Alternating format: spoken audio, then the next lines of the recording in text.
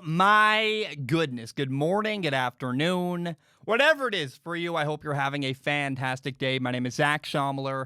This is Strong Opinion Sports, episode 302. Again, I hope you're doing very, very well. This morning I woke up. I watched the Seahawks play the 49ers. I watched the Packers play the Vikings. But I want to start today by talking about two young quarterbacks. So in case you don't know, on Sunday, the Denver Broncos beat the LA Chargers 31-30. And the Broncos are now 3-4. The Chargers are now 2-5. This was a really, really fun game. I would call it the battle of two young quarterbacks, Drew Lock against Justin Herbert. Both guys are very talented, but they're also very young. They're still growing. Mistakes were made. Now, the Chargers were up 24-3. And then the Broncos really powered back and got back into the game. And Broncos quarterback Drew Lock had 3 touchdowns. All of them were in the second half. And Drew really got better as the game went on. Got more and more comfortable. Made some really good throws in the second half. And, I guess first of all, Drew was far from perfect. He had an interception that I'll talk about later. I'm going to compare an interception Drew Lock had to an interception Justin Herbert had and talk about the nuance of how not every interception is made equally. But Drew Lock showed a lot of poise in the second half. And by the way, when I say this was a great game, this really was truly a great game. It literally came down to the final second. First and goal. I'm not kidding. 1 second left on the clock. And Denver scored on the final play. They kicked the extra point. They won 31-30. Now, Denver needed some help, I guess. There was a 4th and 4 where they got a pass interference call that helped them keep their drive alive. But as a whole, I walked away from this game feeling really good about Drew Lock. And by the way, when I praise Drew Lock, a lot of people struggle with this. I'm praising Drew Lock. It doesn't take anything away from Justin Herbert. People really struggle with, just because I'm praising Drew Lock, I'm not comparing them. I think they both did very well. I walked away feeling like, man, we have the Chargers and the Broncos, and they both have found their franchise quarterback. How good does that feel? And I hope we get a lot of battles like this for years and years to come between the Chargers and the Broncos. And they just trade wins and they trade touchdowns and blows, and it's really, really fun and really, really interesting. Now, I also walked away from this game very, very happy for the Broncos offensive coordinator, Pat Shurmur. If you remember, he got fired by the New York Giants. He was the Giants head coach. And in the process of getting fired, he actually upgraded at quarterback. He upgraded from Daniel Jones to Drew Lock, who is, Drew Lock is more talented. And Drew Lock has this air of confidence. And that's this, I would call it like a cool air of confidence, where he's just as chill, he's relaxed, he's very poised. And it was interesting, the Broncos got the ball, down 6 points, 1st and 10, 2 minutes and 24 seconds left in the fourth quarter on their own 19-yard line, meaning they had to drive 81 yards in 2 minutes, and they needed a touchdown. Now, Drew Lock, I would call that a high-pressure situation. I don't know about you, but Drew Lock was totally fine. He was literally doing this dance, dancing right before the drive started. And I think dancing like that is part of how Drew Lock kept his nerves in check and kept himself calm, his mind calm in that moment. But no matter how he does it, I really love that Drew Lock was poised and comfortable and calm in a high-pressure situation. I also love the way that Drew Lock was aggressively targeting Jerry Jeudy, the Broncos rookie receiver. Now, they only connected 4 times. Jerry Jeudy had 4 catches for 73 yards, but he was targeted 10 times, meaning they threw the ball to Jerry Jeudy 10 times. I like that. And in spite of the fact that, they only connected 4 times in this game, I think it just got to keep targeting Jerry Jeudy, keep feeding the beast. I think he's actually in the conversation maybe as the best rookie receiver in 2020. And I also walked away from this game feeling sad that Courtland Sutton isn't healthy right now. Remember, Courtland Sutton tore his ACL, the Broncos' other top receiver. And it's sad because the Broncos are missing out on a year of building chemistry between Courtland Sutton and Drew Lock. It's disappointing. It's too bad. Feels like a missed opportunity. Now, I want to praise one more thing. Denver's offense did not do a lot in the first half. They really, it was 14-3 at halftime. Denver had only scored 3 points. But what I did like, what was good, is that in spite of the fact that they weren't scoring and there wasn't a lot happening, at the very minimum, they also weren't turning the ball over.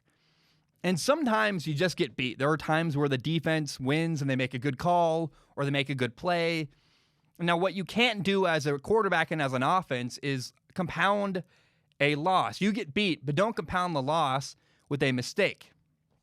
And there was a moment I loved where Drew Lock, was smart and he threw the ball away. And I went, oh, okay. Like, I knew that going into the game, I knew the score. When I started watching the game, I knew the final score. So I knew that the Broncos were going to come back. And I love seeing that in the process of, really a whole first half of the Broncos kind of struggling in offense. At the very minimum, Drew Lock was still taking care of the ball, playing a clean game, and not having, not compounding that loss with a bad mistake. Now, the Chargers quarterback, Justin Herbert. Oh, my gosh. I've really enjoyed watching this guy play this year. He's played so well, and he just keeps proving me wrong over and over and over again, and I've got no problem with that. He's playing very, very well. He had 3 touchdowns on Sunday against Denver. Now, I will say I did think that some of the problems Justin had in college kind of popped up in this game. Well, there was a 3rd and 12 where he had a bad interception that it just wasn't a great decision. There was nothing open. It was a deep post, and the safety was waiting to undercut the ball. That's a pick. You can't make that throw. It's just not there. He was inaccurate a couple times in quick game scenarios. There was like a slant, for example, he threw behind a receiver. There was a 3rd and 5 where he led a receiver right into a defender, and that's an old habit he has from college where he got his receivers killed in college, throwing them into contact. And he's got to be more aware of where he's throwing and what situation his receiver is in. But, honestly, I got to say, yeah, Justin Herbert had some mistakes in this game, but I have no worries either. Justin is a young quarterback. He's learning. But based on how well he's played so far this year, and even in this game, Justin has earned some patience and some grace for small mistakes because he's so talented. And I've completely changed my tune on Justin Herbert. I got no problem saying that. I'll put up with a couple mistakes because he's also making some really, really high-level throws. Justin had this beautiful long touchdown down the right sideline. Just a beautiful ball, deep vertical, put it up in the air. He had multiple throws downfield, and I love watching Justin make big throws downfield. That's a big deal. Not every quarterback can do that. For example, Gardner Minshew's got a limited arm. Daniel Jones has a limited arm. And when you're more talented, you're going to get more grace and more opportunities. And Justin Herbert is very, very, very talented. Now, I do want to say, there were some fans of the Chargers that said that, they were mad the Chargers allowed a comeback. And I got a lot of feedback from people saying that the Chargers coaching staff was too conservative on offense in the second half. And, that conservative play calling was a problem. People literally said that to me. And that just could not be further from the truth. I don't know what game you were watching. I completely disagree. Look, I take very, very detailed notes when I watch a game. I watch with intense, scrutiny. I'm always paying very close attention. And the Chargers scored 16 points in the second half. That's 4 scoring drives, a touchdown, and 3 field goals. And the Chargers as a team had 210 yards rushing. But the reality is, the drives that the Chargers had in the second half that stalled when the Chargers were throwing the football in the second half. How about this drive? There was a drive where, we'll start here, 1st and 10 on the 34-yard line. The Chargers are up 21-3 in the third quarter, and 3 straight incomplete passes killed the drive. On 1st and 10, they got a messed up RPO that happened. On 2nd and 10, there was an incomplete pass on an out-breaking route to Mike Williams. And on 3rd and 10, Justin Herbert had Jalen Guyton wide open deep and missed the throw. So the Chargers had to settle for a field goal after 3 incomplete passes. I don't know that throwing the football vertically is what I would call conservative play calling. On the very next drive, again, there were 3 straight passes that led to a Chargers punt. 1st and 10 was a trick play. They had Keenan Allen throw a pass I would not call that conservative at all. On 2nd and 10, Justin did not see a linebacker floating outside throwing a swing route. That's a very dangerous pass. Got lucky, nothing really bad happened. It just felt incomplete. That's actually very fortunate. And on 3rd and 10, there was a simple throw for 3 yards, and the Chargers had to punt. Now, later on 3rd and 6, again, Justin was not on the same page as a receiver. My point here is to say that saying the Chargers lost this game and allowed the Broncos to come back because their offensive play calling was conservative is just totally inaccurate. I could not disagree more. I don't think it's even something you can disagree on. It's just wrong and not true. And I think that people are starting to get a little bit too defensive about Justin Herbert. Like, especially, I don't know if stan is something I'm allowed to say. I actually don't fully know the meaning of it. But my understanding of the word stan is that you love somebody no matter what they do. And I think people are becoming stans of Justin Herbert and diving a little too deep into, they act like he can do no wrong. And it's okay to think critically. Thinking critically does not mean you're bad-mouthing somebody. And I think Justin Herbert fans are going a little bit overboard. And I hope people realize he's not perfect. And that's totally okay. He's a young quarterback. He gets grace. He makes mistakes. That's totally fine. And it's kind of like people are afraid to say that, if it's not the coach's fault for this loss, then it must be Justin Herbert's fault. And that could never be. It could never be Justin Herbert's fault. And so I would just encourage people, stop looking for blame. This game was a loss. It sucks. They're 2-5. Every time the Chargers lose a game, it's actually good for them, by the way. They were never going to make the playoffs this year. Losing games actually helps them get a higher draft pick. So I got no problem with that. And I think people got to stop looking for people to blame and start just appreciating it. You got the right quarterback. I think you got the right coach. Let's allow this team to develop and get better rather than pointing blame at somebody just because you want somebody else to blame. Well, again, I don't think did anything wrong. The problem was not that the Chargers they had conservative play calling and offense. That's just a silly, stupid thing and a weird feedback note that I just did not agree with and isn't true at all. Now, I want to end this segment by comparing the 2 interceptions each quarterback had in the second half. One from Drew Lock, one from Justin Herbert. They happened basically back-to-back, like 3 plays were between the interceptions. And the lesson here is that not all interceptions are made equal. It's all situational. So Drew Lock had a bad interception where it was a double move down the right sideline. Drew Lock pump faked, but the safety is in position from the very beginning. Drew Lock kind of stares this ball down. And it was really one of the easier interceptions of Rashawn Jenkins' career. It's a bad decision where he's forcing a throw to Jerry Jeudy and he's not open. Now, in contrast, Justin Herbert's second half interception was actually what I would consider a good decision. Here's why. It's a throw to the end zone. Bryce Callahan picks it off. But you got to realize Bryce Callahan is 5'9". He's guarding a 6'4" Mike Williams. And Mike Williams is a jump ball monster. So I look at that and go, that's a good matchup. You throw that ball.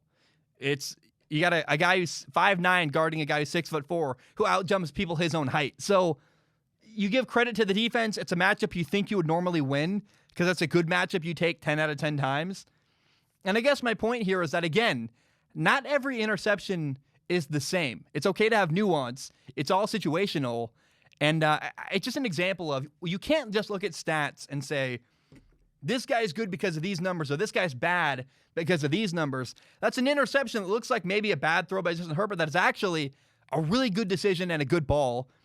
Whereas a coach, you go, yeah, I agree with that decision. That's a matchup you should win, and we'll take that 10 out of 10 times. So, by the way, I really think that Mike Williams and Keenan Allen are so perfectly suited to play alongside of Justin Herbert with his skill set.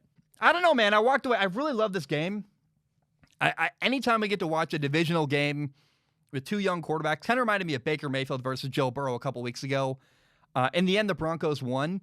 But this is a matchup that I just want to see this happen a lot as time goes on.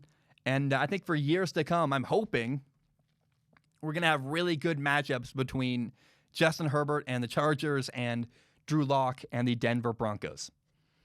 All right, guys, I'm going to take a short break. When I return, we're going to talk about we'll do some NFL news, and we'll talk about the Vikings beating the Packers and the Saints the Saints. Oh my gosh. No, the Seattle Seahawks beating the 49ers. The 49ers are in bad shape. Tonight the Packers play the 49ers, and I think COVID's going to have a big impact on the game. But you got to realize the San Francisco 49ers are just totally devoid of talent. Everybody's injured or hurt, and it's really, really bad.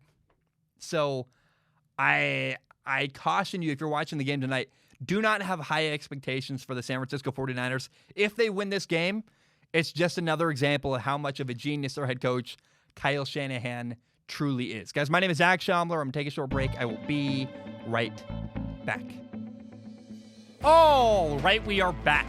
I want to jump in by saying that, in my opinion, here are the three best games in college football this weekend. Number one, you have, Clemson at Notre Dame. That's Clemson without Trevor Lawrence playing Notre Dame. This could be the two teams that play again in the ACC Conference Championship. I'm really excited for that game. The second game I'm excited to watch in college football this weekend, number 5, Georgia at number 8, Florida. That's in Jacksonville. What I'm excited about really is I think Georgia's got limitations at quarterback with Stetson Bennett. Nothing against him. He's a 5'11 guy. You know I love short quarterbacks. I was a short, not very talented quarterback myself. But what I'm really excited to watch is Florida's quarterback, Kyle Trask, against this Georgia defense. How does he do? I've been waiting for this game for weeks. It's going to be really, really fun in Jacksonville. And then here's a game. I truly believe people are sleeping on this game. It's unranked Arizona at USC. USC is the 20th ranked team in the nation. I am telling you, I think it's a lot closer than an unranked team playing a top 25 team. I think it's a good matchup. I think it's interesting. Arizona State's really, really building their program. It's the two best quarterbacks in the Pac-12. If there's a game you want to, here's the benefit. It's at 9 a.m. on West Coast time. 9 a.m. West Coast time is when this game starts. Check in on it. I think it's going to be phenomenal. And at the worst case scenario, flip your TV to it, check it out, because I think it's going to be good. If it's bad, hey, you can leave, but I think you should check out this game. Arizona State at USC, I think it's going to be phenomenal in college football this weekend. Now, let's jump into some NFL news. I want to talk about the NFL. The 49ers cut receiver Dante Pettis. Remember, he's a former second-round pick out of Boise State. Boise State? No. I think his brother was Boise State. I think he was actually at Washington. Someone correct me, put it in the comments or something. The Giants have claimed Dante Pettis off of waivers. I thought it was interesting they released him. There's more to this story than we know. I want to do a follow-up to why they released Dante Pettis. I'm just giving you the news. I don't exactly know why yet. I'm sure somebody's out there somewhere talked about it, but it's just interesting to me. They have a bunch of guys injured and on with COVID at the receiver spot. Oh yeah, by the way, they also cut Dante Pettis. The 49ers are literally down to Trent Taylor, one guy to catch passes tonight on Thursday Night Football. I have no idea what they're going to do. Now, another big story, Lions starting quarterback Matthew Stafford has been put on the COVID-19 reserve list. That's a big deal. He got COVID. That's not good. I guess we don't know if he got COVID, but we at least know that either he has COVID or was in contact with somebody who does have COVID. The 49ers COVID list, they just updated it. It's Brandon Ayuk, Deebo Samuels, Trent Williams. Their facility is actually closed. The 49ers facility is. I also read that the Bears have closed Hallis Hall.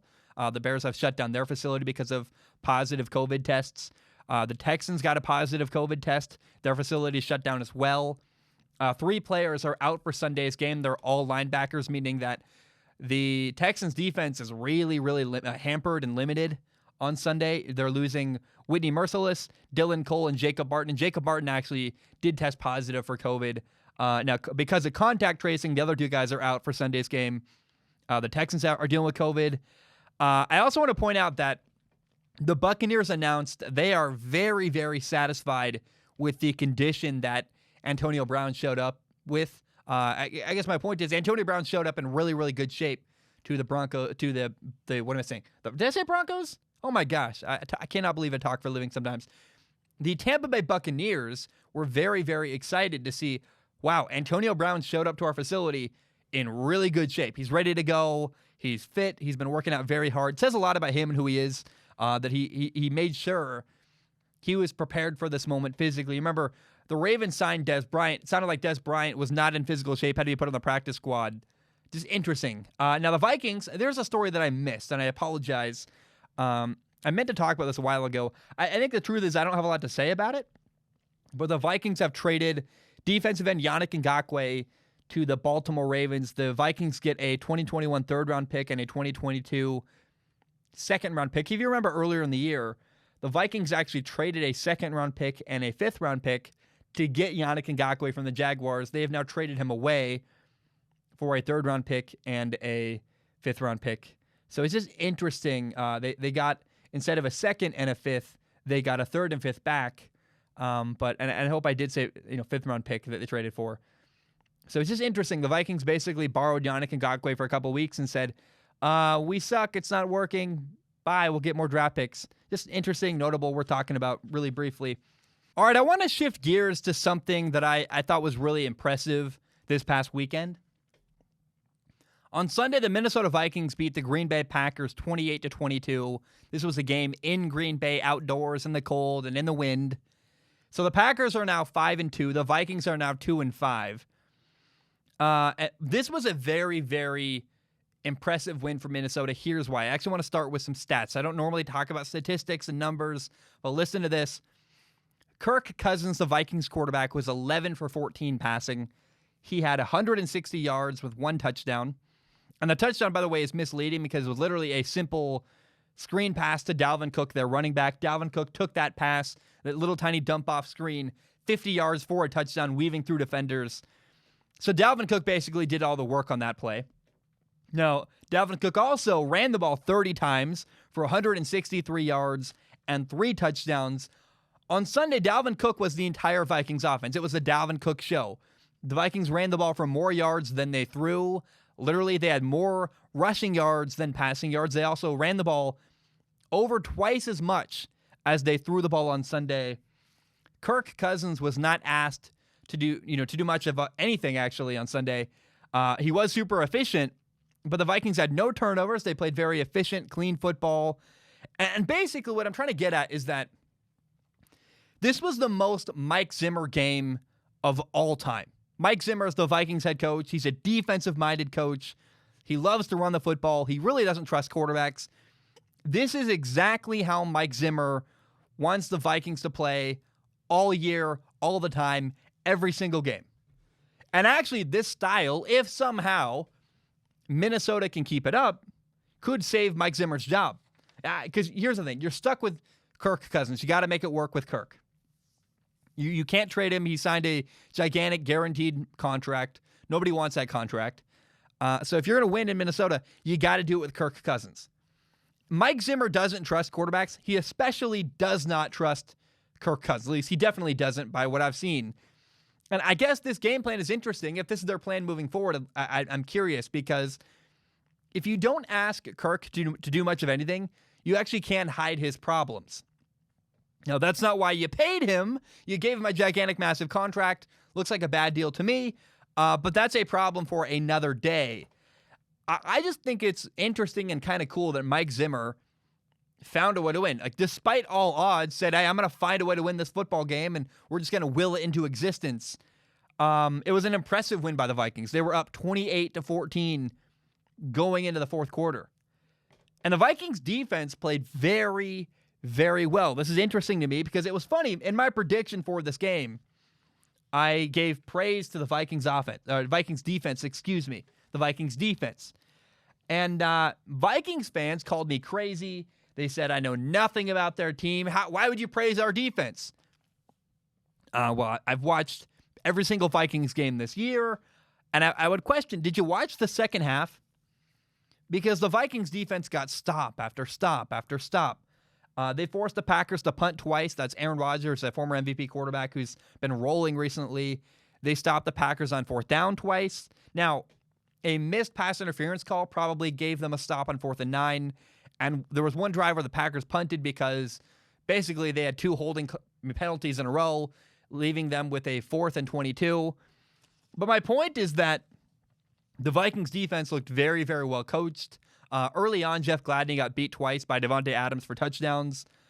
But in spite of that, they bounced back. Jeff Gladney did bounce back, played better in the second half. And I guess I'm simply curious whether or not the Vikings can keep that style of play going. Barely throw the football, pound the rock, run the ball a ton with Dalvin Cook, play clean football, have no turnovers, play solid defense. I don't think there's any way that can last forever. I mean, at some point, they're going to need Kirk Cousins to step up and throw the football very well. But if somehow, by some miracle, Minnesota can keep doing this all year, they might have saved their coach's job, which is very interesting to me. I am fascinated by the game plan the Vikings had to beat the Packers and the way they beat the Packers on Sunday. Now, really the only thing I have to say about Green Bay is that for me, the highlight of this game was, wow, can you believe Minnesota? But there was a cool moment at the end. It didn't really matter, but I think it's worth talking about. I guess obviously because I'm talking about it. The Packers lined up to spike the ball with literally 17 seconds left. And Aaron Rodgers had a moment of realization. Hey, oh my gosh, we're in a bad formation. And he said, get on the line. You heard it audibly. He goes, get on the line. He's yelling to his running back, put his running back on the line outside the right tackle, kind of like a tight end. Because Aaron Rodgers realized, hey, we're not in a legal formation. If we get a penalty here, it's a 10-second runoff. And it ended up not mattering. Aaron Rodgers on the next play tried to, extend a play and throw a Hail Mary. Got hit as he threw, fumbled. But it is worth pointing out that I think it's cool. Aaron Rodgers had this intense moment with, a lot of stuff going on. His mind was calm. He said, we're not in the right formation. And I don't think a lot of quarterbacks have the self-awareness to even realize, like, yeah, we need a guy on the line of scrimmage covering up the right tackle.